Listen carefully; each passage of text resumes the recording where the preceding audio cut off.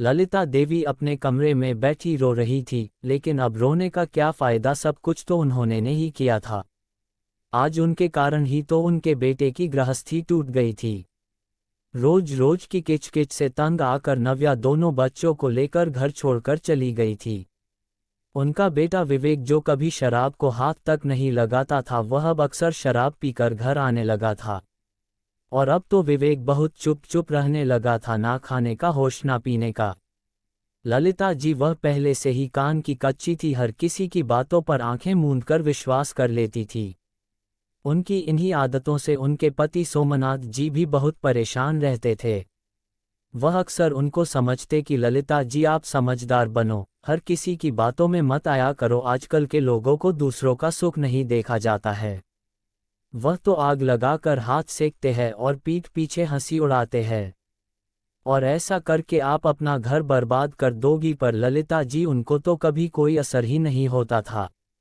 वह थोड़े दिनों तक तो ठीक रहती, पर फिर आदत तो आदत ही होती है, वह नहीं जाती है और वो अपने ही रास्ते चलने लगती थी। आज उनका सुखी संसार उनकी ही इन्हीं आदतों के कारण बिखर रहा था। विवेक उनका इकलौता बेटा था और एक प्राइवेट कंपनी में मैनेजर था। ललिता जी को अपने बेटे पर बहुत अभिमान भी था। उनका अरमान था कि वह अपने बेटे की शादी अपनी ही पसंद की लड़की से करेगी और उनका बेटा कभी उनकी पसंद को नहीं ठुकराएगा, क्योंकि वो अपनी माँ से बहुत प्यार करता था। पर उनके अरमान मन में ही रह गए, क्योंकि विवेक कॉलेज में साथ पढ़ने वाली अपनी क्लासमेट को, नव्या को पसंद करता था और उससे ही शादी करना चाहता था। और जब विवेक ने ये बात घर में बताई तो ललिता जी बहुत गुस्सा हुई, लेकिन अपने इकलौते बेटे की जिद के कारण उनको झुकना पड़ा और नव्या उनकी बहू बनकर घर आ गई। नव्या बहुत सुंदर, सलीकेदार, सुशील और समझदार, सुलझे विचारों वाली लड़की थी और वह एक बैंक में जॉब करती थी। उसने घर में आते ही ललिता देवी को छोड़कर परिवार में सबका दिल जीत लिया था। जॉब करने के अलावा वह घर के हर कार्य में भी होशियार थी। उसकी इन्हीं आदतों से उसके ससुर उसको कहते कि तुम तो बेटी से भी बढ़कर हो, तुमने मेरे घर में बेटी की जो कमी थी वह पूरी कर दिया बेटा। वह अक्सर उसको बहुत आशीर्वाद देते, ये देखकर ललिता देवी चिढ़ जाती थी। हालांकि वह भी समझती थी कि ललिता उनकी सोच से ज़्यादा ही अच्छी है। अगर वो भी बहू लाती तो शायद इतनी अच्छी नहीं होती, परंतु उनका अहंकार उनको झुकने नहीं देता था। इधर उनकी आस पड़ोसी सहेलियां मंडली, जो कि सभी दोपहर में फ्री समय में मंडली जमाती थी और उनके सुखी परिवार से मन में जलती थी, वह अक्सर उनको भड़काती, अरे ललिता जी, आपकी बहू को देखकर तो लगता है कुछ ज़्यादा ही मॉडर्न है। नौकरी करने वाली लड़कियां बहुत शातिर होती है। अब आपको देखो, आपने कितनी अच्छी लड़की पसंद की थी, पर आपकी बहू ने विवेक को अपने जाल में फंसा लिया और घर पर कब्जा कर लिया। वह जानती थी कि विवेक इकलौता है, आगे सब कुछ उसके ही हाथों में होगा। धीरे धीरे ललिता जी के मन में नव्या के प्रति नफरत और चिढ़ के भाव भरते गए थे। पहले ही नव्या उनको पसंद नहीं थी, अब तो और ज़्यादा उससे चिढ़ रहने लगी। उसके हर काम में गलती निकालना उनकी तो आदत बन गई थी। इसी बीच वह दादी भी बन गई थी दो प्यारे बच्चों की, पर उनका नेचर नहीं बदला, बल्कि वक्त के साथ और कठोर होता चला गया। वह किसी न किसी बात को लेकर रोज घर में लड़ाई करने लगती थी नव्या से। सोमनाथ जी और विवेक दोनों ही उनको समझाते, पर वह एक जिद्दी बच्चे समान हो गई थी। किसी की बात का उन पर कोई असर नहीं पड़ता था। उनको तो नव्या एक आंख ना भाती। नव्या भी अब परेशान हो गई थी। नव्या का भी इसी क्लेश के कारण नेचर बदलने लगा था। वह पहले हर बात सह लेती थी, पर अब जब अति होने लगी तो वह भी जवाब देने लगी और विवेक से अलग घर लेकर रहने को कहने लगी थी। परंतु विवेक उसको कहता कि वह उनको किसके भरोसे अपने माता पिता को छोड़कर अलग हो सकता है। इस वृद्धा अवस्था में उसको साथ ही रहना होगा, वह अपनी जिम्मेदारी से मुक्त नहीं हो सकता। नव्या इसी बात को सुनकर चुप हो जाती थी। घर का माहौल खराब होने लगा था। ललिता जी कुछ सुनने समझने को तैयार थी ही नहीं। इसी बीच जब नव्या का प्रमोशन हुआ और बैंक की मेन ब्रांच में ट्रांसफ़र कर दिया, इस कारण उसका काम का समय भी बढ़ गया था। वर्कलोड ज़्यादा होने के कारण वह अक्सर देर से आने लगी थी। घर में सारे काम के नौकर रख लिए थे, फिर भी वह कोशिश कर बहुत काम करके जाती थी। माँ को और कोई शिकायत का मौका ना मिले। अब ललिता जी की सहेलियां उसके देर से आने पर भी उनको कहती, अरे बैंकों में तो समय पर छुट्टी होती है, आपका विवेक तो जल्दी आ जाता है, पर बहू ऐसी किस बैंक में जाती है जहां इतनी देर तक काम होता है। ये सब सुन सुनकर ललिता देवी विवेक को भी भड़काने लगी थी। विवेक जो रोज रोज की क्लेश से वैसे ही परेशान था, वह अब नव्या पर बेवजह गुस्सा होने लगा था। आखिर दोनों के बीच हर मुद्दे पर लड़ाई होने लगी थी। आखिर नव्या का भी सब्र का बांध टूटने लगा था और एक दिन उसने घर छोड़ने का निर्णय ले लिया और ट्रांसफर करवाकर बच्चों को लेकर चली गई थी। आज सोमनाथ जी और उनके परिवार के और लोग भी ललिता जी ही को इन सब का जिम्मेदार मानते हैं, क्योंकि एक समझदार सुशील बहू की उन्होंने कद्र नहीं की और अपने अड़ियल रवैये और अहंकार के और दूसरे लोगों के कहने में आकर अपने ही घर को आग लगा बैठी थी और रो रही थी। आज ललिता जी को अपनी हर गलती का एहसास था कि वो नफरत में इतनी अंधी हो गई थी कि अपने ही बेटे के घर को उजाड़ दिया, और अब उनको अंदर ही अंदर ये गम खाए जा रहा था। एक दिन उन्होंने अपने बेटे विवेक से बोला, बेटा जा बहू को लेकर आया।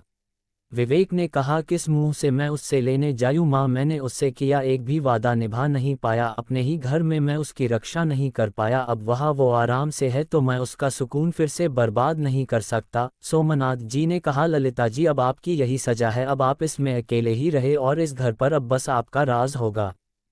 ललिता जी अब किस मुंह से अपनी सफाई में कुछ कहती, जो वो चाहती थी वैसा तो हुआ था, तो अब वो खुश क्यों नहीं थी। हमें कभी दूसरों की बातों में आकर अपने घर को बर्बाद नहीं करना चाहिए, क्योंकि आग लगाकर कोई बुझाने नहीं आता है।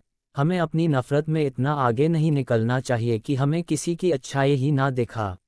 अगर आप किसी से नफरत करने में इतने आगे निकल जाते हो कि आपको किसी की खुशी तक नजर नहीं, तो एक दिन ऐसा आएगा जब आप अकेले हो जाओगे, को आपके साथ नहीं होगा।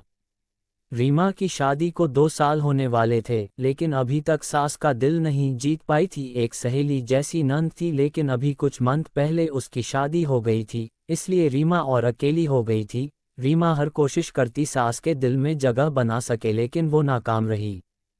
रीमा की सास उसके किसी काम में हाथ भी नहीं बटाती थी, लेकिन रीमा को अपनी सास से कोई शिकायत नहीं था, क्योंकि उसका पति अखिलेश उससे बहुत प्यार करता था और हर हाल में उसके साथ थे। अभी रीमा किचन में जा रही थी खाने की तैयारी करने, तभी अरे रीमा, रीमा की सास ने रीमा को आवाज लगाए, जल्दी आ इधर। रीमा जल्दी से दौड़ती हुई आई और बोली, क्या माँ जी?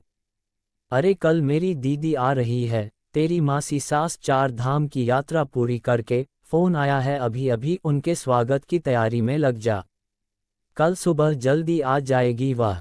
दीदी को मेथी के पराठे बहुत पसंद हैं, मेथी साफ करके रख देना अभी, और वह कमरा भी जिसमें दीदी रुकेगी उसकी सफाई भी कर दे। दीदी को गंदगी पसंद नहीं है और उसको पूरी तरह से आराम करवाना हमारा काम है, याद रखना रीमा, उनको कोई शिकायत का मौका मत देना। रीमा मन ही मन सोचने लगी, शाम के 7 बजे बज रहे हैं, रात के खाने की तैयारी भी करनी है, कमरा भी साफ करना है और मेथी साफ करने का फरमान सासू माँ का वह भी पूरा करना है, और सुबह जल्दी भी उठना है। काश कोई उसकी कुछ तो मदद कर दे, पर मदद मांगे किससे? माँ और बेटा मैच देखने बैठ गए। मैच देखते हुए मेथी भी साफ कर सकते हैं, पर नहीं, खुद तो चलाकर बोलेंगे नहीं कि कोई काम है तो हमें बता दो, मैं बोलूँगी तो 2 बात और सुनने को मिलेगी, इससे अच्छा है मैं खुद ही कर लेती हूँ। ये सोचकर रीमा खुद ही सारा काम करने लगी। वैसे भी आज तक उसके पति अखिलेश ने जब भी उसकी किसी काम में मदद करनी चाही, माँ जी ने जोरू का गुलाम बोलकर उसका मजाक बनाया। इससे अखिलेश ने गुस्सा होकर रीमा के घर के कामों में मदद करना बिल्कुल ही बंद कर दिया। रीमा ने भी फिर कहना बंद कर दिया, उसको शांति से जीना था अखिलेश के साथ, क्योंकि वो नहीं चाहती थी घर में हर दिन कलेश हो और घर का सुकून बर्बाद हो। इसलिए लिए चुप रहने में ही भलाई है। काम करते करते रात हो गई, रीमा थककर सो गई। सुबह मेन डोर की घंटी से नींद उड़ी, मौसी जी आ गई थी। रीमा की सास अपनी बहन को देखकर बहुत खुश हुई। रीमा और अखिलेश ने मौसी जी के पांव छूकर आशीर्वाद लिया। रीमा चाय नाश्ता बनाने चली गई और अखिलेश मौसी जी के पास ही सुबह का पेपर लेकर बैठ गया। रीमा की सास बोली, दीदी आपको भी शोभा की शादी में ही 4 धाम की यात्रा सूझी? अपनी इकलौती भांजी की शादी में भी आप आ नहीं सकी। नाराज है शोभा आपसे और मैं भी, मेरा एक ही बेटी और मेरी बहन ही शादी में नहीं आ सकी। मौसी जी ने रीमा की सास को मनाते हुए कहा, अरे छोटी मान जा, माफ कर दे, क्या करती, कब से 4 धाम की यात्रा का सोच रही थी, ये सब लोगों का साथ बैठ गया, तब जाना हो गया, नहीं तो वापस हमेशा की तरह मेरा ये 4 धाम की यात्रा का सपना अधूरा रह जाता। अच्छा चल छोड़, ये बता मेरी भांजी कैसी है और दामाद जी, शादी की और सारी बातें बता मुझको फुर्सत से, तभी तो सीधा तेरे पास ही आई हूँ। रीमा की सास की आंखों में बेटी और दामाद का नाम लेते ही चमक सी आ गई और बोलने लगी, क्या बताऊं दीदी, आपको किसी की नज़र ना लगे मेरी बेटी की किस्मत पर, अरे यहाँ तो लोगों की नज़रें भी बहुत तेज है, लोग जलते हैं मेरी बेटी की अच्छी किस्मत देखकर। रीमा की तरफ देखकर बोली, अरे दीदी, इतना अच्छा ससुराल मिला है शोभा को तो उसके तो भाग्य खुल गए, बस आपकी दुआओं का असर है। आप हमेशा बोलती थी उसको कि शोभा बेटा तू तो राज करे, ऐसा ससुराल मिले, और देखो दीदी सच में वह तो राज कर रही है, राज। ये सब बोलते हुए रीमा की सासू माँ फूली नहीं समा रही थी। और दामाद जी तो हीरा है हीरा। शोभा बता रही थी कि उसने अभी तक सुबह की चाय नहीं बनाई इन 7 महीनों में। दामाद जी को सुबह जल्दी उठने की आदत है, सुबह की चाय वही बनाते सबके लिए और शोभा को उसके कमरे में चाय देकर आते हैं। क्या बोलते दीदी, उसको बैठती। ऐसा बोलकर रीमा की सास जोर जोर से हंसने लगी। शोभा की छोटे बड़े कामों में मदद करने के लिए हर वक्त उसकी सास, उसकी नंद और दामाद जी हर वक्त तैयार रहते हैं। शोभा किचन में काम कर रही है तब दामाद जी उसको आवाज नहीं लगाते, खुद ले आते हैं अपना सामान। बहुत ही संस्कारी लड़का मिला है दीदी, इधर कई दिनों से मेरी तबीयत खराब है, हर दिन मुझसे भी फ़ोन करके तबीयत के बारे में पूछते रहते हैं। सच दीदी, ऐसा दामाद जिसको मिल जाए उसका तो जन्म सुधर जाए। मैं तो वारी वारी जाती हूँ दामाद जी पर, मेरी शोभा की पसंद नापसंद सबका ध्यान रखते हैं। सारा दिन हाँ शोभा शोभा करके उसके आगे पीछे लट्टू हुए फिरते हैं। जिस माँ की बेटी का ऐसा पति हो वह तो बहुत खुश नसीब होती है। बेटी की तरफ से चिंता मुक्त हो गई दीदी, मैं तो चैन की नींद सोती हूँ। और जोर जोर से हंसने लग गई रीमा की सासू माँ और साथ में मासी भी। इस बीच अखिलेश वहां से उठ जाता है और रसोई की तरफ जाने लगता है। तभी माँ बीच में बोलती हैं, अरे तू किचन में क्या लेने जा रहा है, पेपर पढ़, आवाज लगा दे रीमा को यहाँ से चाय नाश्ता लाने के लिए। अखिलेश पीछे मुड़ता है और माँ से बोलता है, नहीं माँ, मैं आज से रीमा को बाहर बैठा हुआ आवाज नहीं लगाऊंगा, बल्कि रसोई में जाकर खुद मुझे जो चाहिए वह ले आऊंगा। छुट्टी वाले दिन जितना संभव हो उतना उसका हर काम में हाथ बटाऊंगा।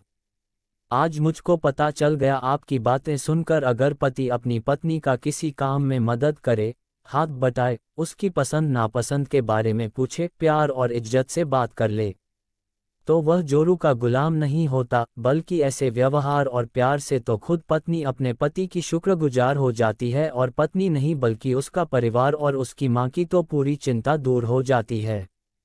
जैसे आपकी चिंता दूर हो गई अखिलेश को लेकर। मुझको तो खुद पर शर्म आ रही है कि यह बात मैंने पहले क्यों नहीं सोची। काश रीमा की मम्मी भी आपके जैसे अपने दामाद के बारे में यानी मेरे बारे में किसी को इतना खुश होकर बोल सकती, पर चलो कोई बात नहीं, जब जागो तब सवेरा। आज से मुझको भी दामाद जी जैसा बनना है माँ। पीछे चाय नाश्ते की ट्रे रीमा खड़ी थी। वह अपने इस नए रूप वाले अखिलेश को देख रही थी, आंखों के कोर गीले हो चुके थे। रीमा को अखिलेश ने शरारती मुस्कान से देखा। रीमा को लगा 4 धाम की यात्रा मासी जी की पूरी हुई और फल उसको मिल गया है। आज मौसी जी के लिए रीमा गरम गरम मेथी के पराठे बनाने के लिए खुश होकर किचन में दौड़ गई। पीछे से अखिलेश भी आ गया और उसकी मेथी तोड़ने में मदद करने लगा।